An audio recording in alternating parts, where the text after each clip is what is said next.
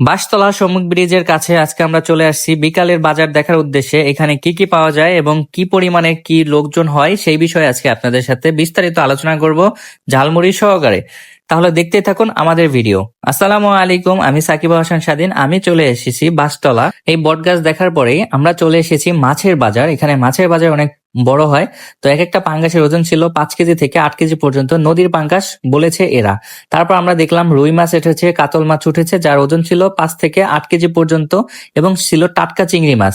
এরপরে দেখেন কাঁচা বাজার, যা দেখলে আপনার অবশ্যই বাজার করতে ইচ্ছা করবে। এই দেখেন একদম ফ্রেশ, যা এখানে এনাদের চাষ হয়, ওইখান থেকে এরা এখানে বিক্রি করতে নিয়ে আসে। তারপর বিখ্যাত মামার বিখ্যাত ঝালমুড়ি, যেখানে 30 টাকা থেকে শুরু করে 150 টাকা প্লেট পর্যন্ত। এরপর পাওয়া যাবেন আখের রস, যারা নাকি এখানে চাষ করে, ওই আখ থেকে এই রসগুলো হয়। আমি সর্বপ্রথম কাঁচা বাজার দেখে মুগ্ধ হয়েছি। একদম টাটকা এবং ফ্রেশ সবজি পাবেন। নিত্য নতুন যে সবজিগুলো সেগুলো এখানে পাওয়া যায়, সবকিছু পাওয়া যায়। নারকেল, মোড়ক উঠেছে দেখেন বিকেল বেলার হাটে। দেখেন এখানে যে লেবু, এগুলো হচ্ছে 15 টাকা হালি ছিল এবং বাজারটা ছিল অনেক জমজমাট। তাই আমরা এখানে চলে এসেছি চা খাওয়ার উদ্দেশ্যে। এসে দেখি আমাদের মোস্তফাপুরের বিগত যে ইমাম সাহেব ছিল ভারপ্রাপ্ত, সে এখানে চা খাচ্ছে এবং আমাকে দেখে অনেক খুশি। আমি তাকে দেখেও খুশি।